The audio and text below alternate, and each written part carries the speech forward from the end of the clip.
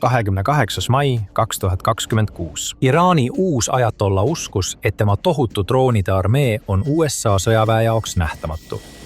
Maa-alustes baasides ja rannikusoppides varjudes oli Iraan korraldanud üllatusrünnakuid mõningase eduga. Nad kasutasid laialdaselt reklaamitud diplomaatiliste relvarahu suitsukattena, tulistada Ameerika droon taevast alla. Nad usuvad, et nende maa-alused kindlused muudavad nad avastamatuks. Nad arvavad, et nad on Pentagoni üle kavaldanud. Nad eksivad rängalt. USA on kõvasti tööd teinud, kogunud andmeid, analüüsinud luureinfot ja tuvastanud täpsed asukohad, kus neid varasid hoiti. Nad olid seda teavet enda teada hoidnud ja nüüd ootasid nad lihtsalt ideaalset hetke, et seda kasutada. 28. mai varahommikul saabus lõplik käsk sügaval Bandara baasis. Islami revolutsiooniline kaardivägi tähistab üht oma hiljutist edu maa-aluses droonide juhtimiskeskuses. Nad ei tea, et nende peade kohal murrab helibarjääri 2000-naelane pomm. Ajatolla arvas, et tema salajane droonivõrgustik on ülim relv. Kuidas suutis siis Ameerika Ühendriikide sõjavägi tema nähtamatu armee täiuslikult kaardistada? 8. aprillil, pärast enam kui kuu aega kestnud avatud konflikti, mille jooksul USA ja Iisrael olid pommitanud sadu sihtmärke üle Iraani ja tapnud suure osa riigirežiimi juhtkonnast, sealhulgas selle endise ülemjuhi. Ning Iraan oli vastanud olulise laevateekonna blokeerimisega Hormuzi väina. USA ja Iraan leppisid lõpuks kokku esialgses ja ajutises relvarahus. Mida vahendas Pakistan ja mille kuulutas välja USA president Donald Trump? Relvarahu pidi olema Iraani sõjalõpu algus. See pidi tähistama Hormuzi väina järk-järgulist taasavamist ja võimaldama mõlemal poolel astuda samm pikaajalisema rahuleppe suunas. Kahjuks nii ei läinud. Kuigi sõjaline tegevus piirkonnas rahunes alguses maha, ei näidanud Iraan mingit märki sellest, et nad kavatseksid oma blokaadi väinas lõpetada. Laevu ähvardati ja takistati endiselt väinast läbi pääsemast, mis sundis USA'd astuma täiendavaid samme ja kehtestama oma enda sõjalise blokaadi Iraani laevadele, mis liikusid riigi sadamate suunas ja sealt tagasi. See omakorda viis olukordadeni, kus mõlemad poolt süüdistati relvarahu rikkumises. Teatavasti tabasid Iraani droonid ja raketid aprillis mitut naaberriiki, sealhulgas Iraaki. Ja Ameerika Ühendriigid olid sunnitud tulistama Iraani laeva pihta, mis üritas 19. aprillil nende blokaadist läbi murda. Maiks oli olukord veelgi halvenenud. Mõlemad pooled olid kaasatud vastastikustesse rünnakutesse. Näiteks 7. mai Iraan alustas ulatuslikku rünnakut, kasutades droone, rakette ja kiirründepaate 3 Ameerika sõjalaeva vastu. USS Truxtun, USS Rafael Peralta, USS Mason. USA leevad ei saanud kahjustada ega kannatanuid ning vastasid peagi tulega. Avades tuule Iraani saadama pihta. Bandar Abbasi linn ja Kashmir saar, kus väidetavalt hoitakse arvukad raketipatareisid ja drooniparvi. Iraan üritas samuti paigaldada miine Hormuzi väina, kuid ka need katsed nurjas Ameerika Ühendriikide merevägi, mis jälgis ja hävitas miinipaigalduslaevad kerge vaevaga. Kuu lõpupoole olid nende vastastikuste rünnakute tulemused selgelt näha. USA jäi suuresti puutumata. See jätkas domineerimist Hormuzi väinas ja laiemas Pärsia lahes, olles piirkonda koondanud tohutu sõjalise jõu, mis koosnes maailma juhtivatest sõjalaevadest, sadadest lennukitest ja muust tipptasemel tehnikast. Samal ajal oli Iraani sõjavägi laastatud. Suured osad selle mereväest ja õhutõrjest hävitati avapommitamistega ning järgnevad rünnakud olid halvanud IRGC logistika, hävitati mõned selle kõige olulisemad ja väärtuslikumad ressursid ning jäeti väga väheste võimalustega end kaitsta. Iraan teadis samuti, et Ameerikal on piisavalt tulejõudu, et tekitada veelgi rohkem kahju, kui ja millal iganes ta seda soovi. Selle sõjalaevad olid täielikult varustatud vajalike rakettidega. Samal ajal, kui selle vargpommitajad ja ründelennukid olid tõestanud, et nad võivad Iraani õhuruumi siseneda ja sealt lahkuda, millal iganes nad soovivad. Olles ilma jäetud suuremast osast oma võimust ja suutmata USA mereväele tavapäraste vahenditega vastu astuda, IRGC kõrgem juhtkond jäi vaid ühe elujõulise valiku juurde ja pöördus selle poole, mida ta pidas oma viimaseks trumbiks. Oma drooniarmee. Viimaste aastate jooksul ehitas Iraan vaikselt ühe maailma ohtlikuma ja detsentraliseerituma droonipargi. Nad loobusid kallistest hävituslennukitest ja hakkasid masstoodanguna tootma odavaid, ühekordseks kasutamiseks mõeldud kamikaatse droone. Mõned neist ründedroonidest, nagu Shahed 136, on avaldanud tohutut mõju sõjavägedele üle kogu maailma. Venemaa näiteks kopeeris selle drooni disaini tõhusalt, et arendada välja Geran 2 droonid, mida ta kasutab ulatuslikult Ukraina pommitamiseks. Samal ajal kui USA sai samuti tugevalt inspiratsiooni Shahed 136, kui arendas oma madala hinnaga mehitamata lahingurünnakusüsteemi ehk LUCAS UAV-sid. Iraani arsenaali täiste droonide hulka kuuluvad Shahed 149 ehk Gaza, mis suudab lennata kuni 1 päeva järjest ja kanda korraga kuni 13 pommi. Ja Shahed 129, mida kasutatakse sageli luure, seire ja rekognitseerimismissioonidel ehk ISR-i missioonidel, samuti rünnakulendudel. Kuna neil on kasutada lai valik droone, millest paljusid on võimalik masstootmises väga odavalt valmistada. IRGC droonitaktika põhineb suuresti sihtmärkide ründamisel parvedena, et vaenlase õhutõrjet üle koormata. Iraani komandöörid teadsid, et ameeriklaste kaitsesüsteemid suudavad hõlpsasti alla tulistada 99% nende mehitamata õhusõidukitest. Kuid kui nad käivitaksid massiivse küllastusparve, üks ainus $20 000 suurune droon võiks võrgust läbi lipsata ja halvata $1 000 väärtuses Ameerika vara. Teheran teadis seda. Kui neil oleks mingigi võimalus vastu seista Ameerika sõjalisele ülekaalule ja sundida USA merevägi oma vetest ja õhuruumist lahkuma, nende droonid oleksid võtmetähtsusega. Nad tahtsid meeleheitlikult tõestada, et nemad kontrollivad õhuruumi. Ja mis oleks parem viis nende droonide võimekuse näitamiseks, kui kasutada neid ühe USA kõige kallima ja muljetavaldavama sõjalise vara ründamiseks. Nii et nad suunasid oma sihiku Ameerika Ühendriikide õhujõudude tõelise krooni juveeli poole, F-35C Lightning TA poole, 26. mai 2026. Nii. Palju enamat kui lihtsalt hävituslennuk. F-35D on sageli kirjeldatud kui lendavat superarvutit. Sellel on muljetavaldav hulk sensoreid, skannereid ja muid tehnoloogiaid, mis võimaldavad tal pakkuda nii piloodile kui ka teistele ümbritsevatele üksustele ületamatut olukorra teadlikkust. Samuti öeldakse, et see on üks kõige märkamatumaid lennukeid, mis kunagi leiutatud, kus iga osa selle disainist, alates sisemistest relvaruumidest kuni radarit neelava välispinnani, on loodud selleks, et aidata tal radarit vältida ja väidetavalt läbida vaenlase õhuruumi märkamatult. Kuid Iraani droon on peagi jälgimatult, mille ta oli avastanud ja seejärel jälgima hakanud. Ameerika F-35, mis Teherani arvates tegi vea, sisenedes Iraani õhuruumi. Kabiinis saab F-35. Piloot äkitselt hoiatuse pulseeriva tooniga, mis murrab vaikuse tema kiivrile kinnitatud kuvamissüsteemis. Tema lennuki sensorite süsteem on tuvastanud raadiotegevuse järsu kasvu. Kaugel allpool on madala profiiliga Iraani luuredroon märganud F-35D ja see edastab juba reaalajas pilte IRGC meeskondadele maapinnal. Miile allpool, peidetuna Iraani lõunaranniku karmide kaljude vahele, aktiveeritakse õhutõrjepatarei. IRGC operaatorid üritavad meeleheitlikult reaktiivlennuki täpset asukohta lukku võtta. Kõik, mis ei teha, oli viimane samm teha ja lennuki pihta tuli avada.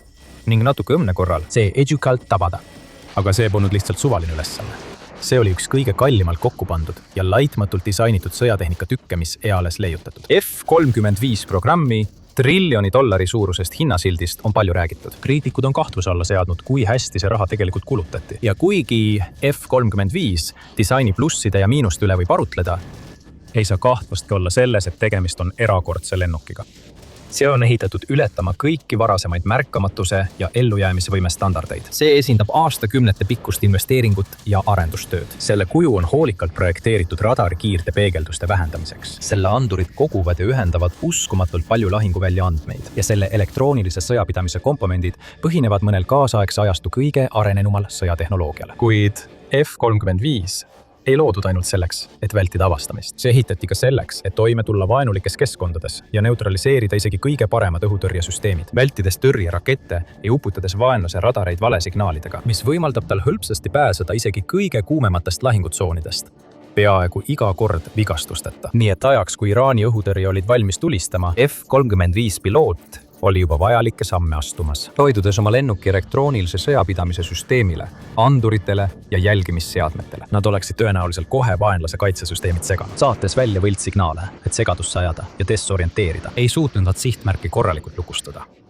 Iraani relvadel polnud mingit võimalust tabada Ameerika hävitajat, mis põgenes kiiresti, lahkudes Iraani õhuruumist täiesti kahjustusteta. Enamiku sõjavägede jaoks oleks vaenlase hävitaja märkamist, kuid selle alla tulistamata jätmist peetud tähtsusetuks sündmuseks. Aga Iraani revolutsiooniline kaardivägi oli nii meeleheitel, et kujutas seda juhtumit mingisuguse võiduna. Sõjaväe kõrgem juhtkond teatas uhkusega oma riigimeedias, et nende radarite operaatorid ja droonimeeskonnad suutsid tuvastada, jälgida ja võtta Ameerika varghävitaja sihikule. Nad edastasid juhtumist madala lahutusega pilte, drooni poolt salvestatud teralist videot, millel paistab kauguses olevat F-35 ning väitsid, et on tõhusalt purustanud Ameerika üleoleku müüdi, näidates, et F-35 võib olla Iraani tehnoloogiate poolt aktiivselt sihikule võetud. Aga taevas millegi märkamise ja tegeliku ründamise vahel on vahe. Ja veelgi suurem vahe on sellel, kas suudad lennukile tuld avada või suudad selle tegelikult alla tuua.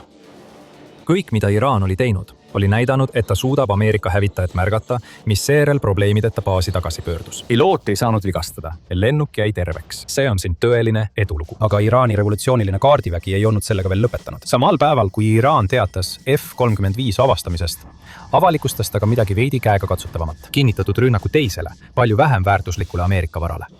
MQ-9 Reaper drone, mida tuntakse ka kui Predator B, General Atomics MQ-9 Reaper on hoopis midagi muud kui F-35. See on keskmise kõrgusega, pika kestvusega, mehitamata õhusõiduk, mis suudab lennata nii kaugjuhtimisega kui ka autonoomselt ning võeti kasutusele USA õhujõududes aastal 2007. Sadu neid droone on sellest ajast alates ehitatud ning nad on tõestanud oma väärtust lahingoperatsioonides Iraagis, Afganistanis ja mujal.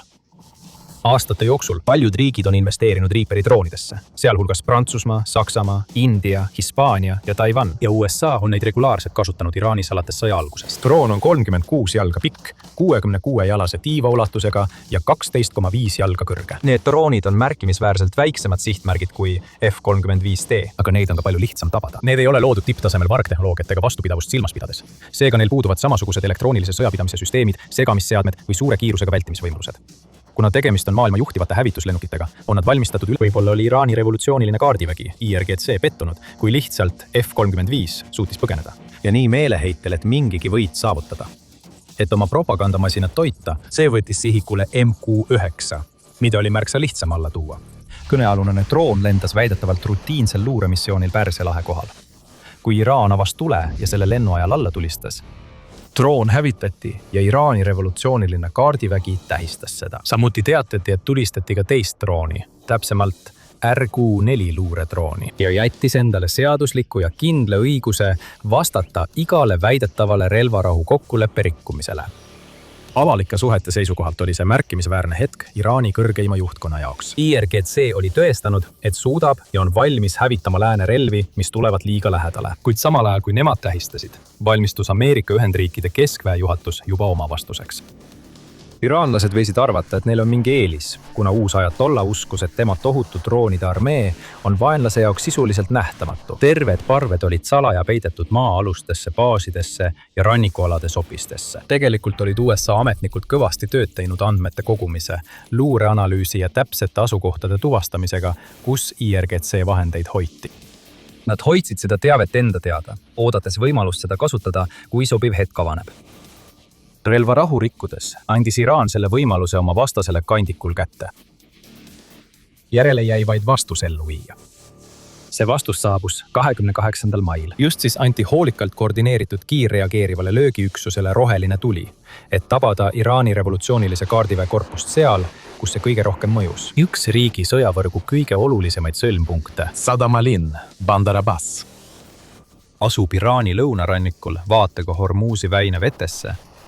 Bandar Abbas võib pidada kõige olulisemaks mereväe närvikeskuseks Iraani revolutsioonilise kaardiväe kontrolli all. See on aastaid olnud nii Iraani tavamerelaevastiku kui ka revolutsioonilise kaardiväe mereväe haru peakorteriks. Ja selle strateegiline asukoht on võimaldanud Iraanil kontrolli teostada ning jõudu näidata üle väina ja kaugemalgi. Kuigi USA hävitas konflikti varasemas faasis suure osa Iraani mereväest, riigil on endiselt väikepaatide laevastik, mida ta on korduvalt saatma parvedena ründama Ameerika sõjalaevu ja kaubalaevu, mis üritavad seda veeteed ületada. Varustatud rakettide, miinide ja kuulipildujatega võivad need paadid tunduda väikesed, kuid need võivad kujutada endast tõsist ohtu, eriti kaubalaevadele ja naftatankeritele, mis ei suuda end ise kaitsta. Siis on veel droonide ja rakettide oht. IRGC on paigutanud hulga õhurelvi Bandar Abbasist ja seda ümbritsevatest piirkondadest. Nad saadavad oma drooniparved ja laevavastased raketid väina kohale taevasse, tabada mööduvaid laevu ootamatult. Aga USA teab seda kõike. Nad on Bandar Abbasil pidevalt silma peal hoidnud. Koos teiste strateegiliste paikadega Iraani rannikul juba nädalaid. Vaid mõned päevad varem, see läks sammu võrra kaugemale, ründas linna kättemaksuks rünnaku eest mereväe hävitajate pihta. Nüüd on see valmis mitte ainult neid tegusid kordama, vaid ka neid eskaleerima. Iraan võis küll ühe Ameerika drooni alla tulistada, kuid USA oli valmis vastama palju suurema löögiga. 28. mai varahommikul saabus lõplik käsk ja Bandar Abbas sai taas tunda Ameerika Ühendriikide sõjaväe täit jõudu. linna kaitsevöönditest mööda hiilides, mis olid varasemate rünnakutega juba tugevalt nõrgestatud. CENTCOMi väed keskendusid infrastruktuurile, mis hoidis ajatolla droonide armee õhus, sealhulgas droonide juhtimiskeskustele.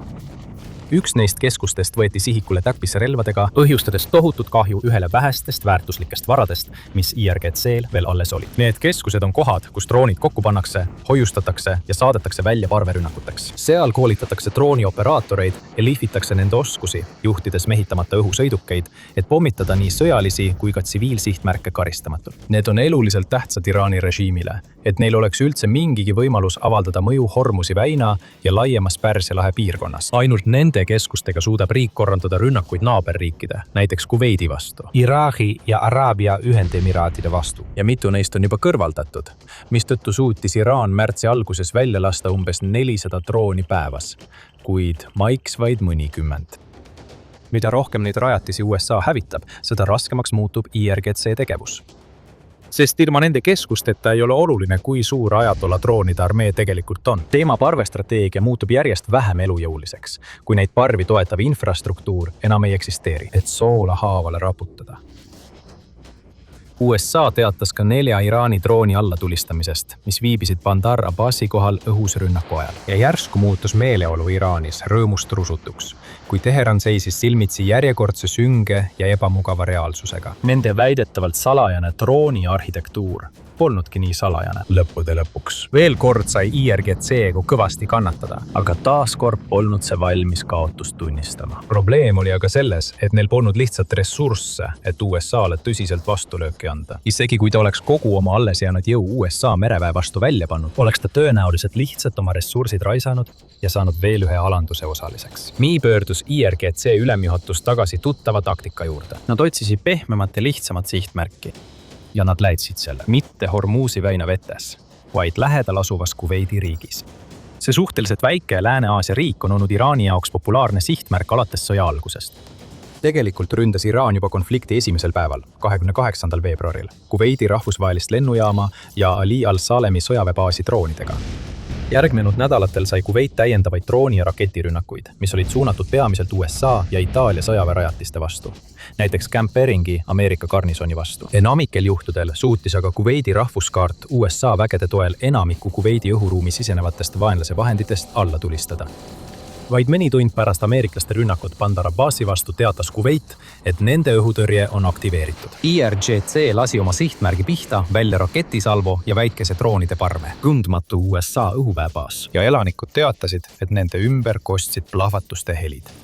Õnneks selgus peagi, et need plahvatused ei olnud põhjustatud Iraani rünnakute sihtmärkide tabamisest, vaid nende õhus teel sihtmärkideni tõrjumisest ja hävitamisest. Arvestades, et USA rajatised kogu lahe piirkonnas on kaitstud mitmekihiliste, integreeritud õhu- ja raketikaitsesüsteemidega, sealhulgas terminali kõrge kõrgusega piirkonnakaitse ja Patriot raketiheitetega, Iraani relvadel oli peaaegu olematu võimalus sihtmärke edukalt tabada ning selles etapis ei teatatud Kuveidis maapealsetest kahjustustest ega ohvritest. Samal ajal võis see veel mingi ähmasel kujul usutavust omada ja näis endiselt eksisteerivat diplomaatia varjulistes koridorides. Relvarahu Iraani ja Ameerika Ühendriikide vahel oli sisuliselt läbi. Oli selge, et Iraan oli leppega nõustunud halvas usus ega kavatsenudki oma blokaadi väinas leevendada. Samal ajal tõestasid Iraani revolutsioonilise kaardiväe jätkuvad rünnakud naaberriikide vastu ja selge provotseerimine USA mereväe suhtes, et ainus keel, mida Teheran kuulda võtab, on pommid ja kuulid. Nii sattus USA taas piiramatusse suure panusega vastasseisu erakordselt jonnaka vastasega. Diplomaatilised kanalid vaikisid, kui mõlemad riigid valmistusid järgnevaks. Tundus, et Iraan oli oma kaardid lauale pannud, rünnates Kuveiti, ja nüüd oli pall taas Ameerika käes. Kogu maailm jälgis ja ootas, kuidas USA väed reageerivad. Kuid see, mis järgnes, oli hoopis midagi muu. Nurka surutud ja survet tundes otsustas IRGC näiliselt ettevaatuse kõrvale heita ning aktiveerida oma alles jäänud õhutõrjevahendid lõunarannikul, lubades tulistada kõigi sihtmärkide pihta, mis nende radari välja sattusid, olenemata sellest, mis need olid või kellelt need pärinesid. Igasugune vaosoituse või rahupüüdluste teesklus kadus sel hetkel täielikult. Ja Iraani vaatenurgast ei läinud kaua aega, kuni ilmnes ideaalne sihtmärk, et siseneda radarite ulatusse 31. mail. Veel üks Ameerika Ühendriikide droon, MQ-1 Predator, tegutses rahvusvahelistes vetes, kui Iraani õhutõrjepatarei sihtis ja tulistas sellele otse maa-õhk raketi. droonil polnud mingit võimalust. Selle rusud sadasid alla vette. Ajaloo kummalise kordumise puhul ja IRGC täieliku võimetusega ajaloost õppida, Teheran tähistas taas. See kiitles oma märkimisväärsete sõjaliste võimetega. Riiklikud meediakanalid kujutasid ühe drooni allatulistamist kui mingit strateegilist meistriteost. Tegelikult oli Iraan taaskord teinud vaid seda. Oli karu ärritanud ja see pidi kohe küüniseid tundma. Nagu selle konflikti selles faasis tavaks oli saanud, reageerisid USA kiiresti, planeerides ja ellu viies oma vastuse, ei raisatud aega oluliste Iraani infrastruktuuri objektide tuvastamisega, mida sihtida ja hävitada. Pärast drooni kaotust, Ameerika vastus ei seisnenud taas lihtsalt mõne Iraani vara ründamises või ühe nende drooni hävitamises. See polnud lihtsalt samaga vastamine. USA vasturünnak oli veel üks näide Iraani ja Ameerika sõjavägede tohutust ebavõrdsusest. Kui Iraani revolutsiooniline kaardivägi tähistas drooni hävitamist, saatis USA õhku osa oma maailma juhtivatest õhuväeüksustest. Piloodid ronisid oma hävitajate ja ründelennukite pardale, tõusid pöörase kiirusega taevasse ja kihutasid sihtmärkide poole. Varustatud muljetavaldava valikuga rakettidest, mis võimaldavad hõlpsasti hävitada nii maa- kui õhusihtmärke, Ameerika lennukid sisenesid Iraani õhuruumi ja lasid oma vaenlasele tuld kaela. Nad keskendusid esmalt õhutõrjevahenditele, mida Iraan arvas olevat rannikul asuvates varjepaikades turvaliselt peidus. Jällegi osutus IRGC peituse mängus palju vähem pädevaks, kui nad ise väitsid. Raketipapatareide täpsed asukohad tuvastati ja edastati hävituslennukite pilootidele, kes hävitasid need kiiresti, enne kui operaatorid arugi said, mis neid tabas. Seejärel liikusid USA hävituslennukid edasi veel ühte IRGC maapealsesse juhtimisjaama ja hetkega üks Iraani kõige olulisemaid sõlmpunkte kustutati lahinguväljalt, mis halvas veelgi riigi niigi nõrgenenud logistikat. Enne lahingutsoonist lahkumist andsid Ameerika hävitajad oma missioonile viimase lihvi. Nad hävitasid ka paar Iraani ühesuunalist ründedrooni, mis olid valmis kas ähvardama või potentsiaalselt ründama piirkonnas liiklevaid kaubalaevu. Ja sellega jättis USA taas Iraani oma tegude tagajärgedega tegelema. See oli küll ühe drooni hävitanud, kuid kaotanud veel 2 drooni. Terve droonide juhtimiskeskuse ja hulgaliselt õhutõrjesüsteeme. Äkitselt ei tundunudki Predatori drooni allatulistamine midagi sellist, millega IRGC-l oleks põhjust uhkustada. Selles olukorras võiks arvata, et Iraani sõjavägi jääb mõneks ajaks vaikseks ja võtab aega, et oma järgmine samm läbi mõelda. Just nii oleks käitunud loogiline ja mõistlik jõud, aga Iraani revolutsiooniline kaardivägi on tõestanud, et see pole sugugi loogiline ega mõistlik. Jällegi. Selle kõrgema juhtkonna ego sai igasugusest mõistusest võitu. Jällegi otsustas Iraani revolutsiooniline kaardivägi mitte vaikida, vaid alustada järjekordset rünnakut. Meeleheitlikus trotsiaktsioonis andis see käsu viivitamatult välja lasta 2 oma võimsaimat alles jäänud relva. Paar ballistilist raketti, mis olid peidetud maa-alustesse šahtidesse kusagil Iraani sisemaal. Nende sihtmärk oli taas Ameerika õhuväebaas Kuveidis. Nad ei jõudnud sinna. Kuid USA radarid tuvastasid raketi väljalaskmise kohe, kui see toimus ja tulistasid viivitamatult oma tõrjeraketid välja. Iraani raketid hävitati, oht kõrvaldati. Kõik need rünnakud toimusid vaid mõnel üksikul kuupäeval, mõne päeva jooksul, mis on Iraani jaoks osutunud täielikuks katastroofiks. Lõplikud tulemused mõlemal poolel rääkisid enda eest. IRGC-l õnnestus hävitada 2 Ameerika drooni ja salvestada mõningaid videokaadreid F-35. Samuti raisati mitu raketti. USA oli samal ajal hävitanud 2 droonide juhtimiskeskust ja hulgaliselt ründedroone ja suure hulga õhutõrjesüsteeme. Ise seejuures mingit kahju ega kaotusi kannatamata. Selle käigus anti selge ja kõlav sõnum. Just USA, mitte Iraan, kontrollib Pärsia lahte. Ja iga katse selle autoriteeti vaidlustada saab iga kord kõige laastavama vastuse. Aga ajatolla drooniarmee hävitamine tagas vaid kontrolli õhuruumi üle. Et režiimi tõeliselt murda, Ameerika Ühendriikide merevägi pidi merel nende $1 naftamajanduse lämmatama. Et näha täpselt kuidas. Ameerika hävituslennuk halvas massiivse Iraani blokaadimurdja, lastes laserjuhitava pommi otse selle 2-meetrise korstna sisse. Klõpsa kohe oma ekraanil olevale videole ja kohtume teiega järgmisel lahinguväljal.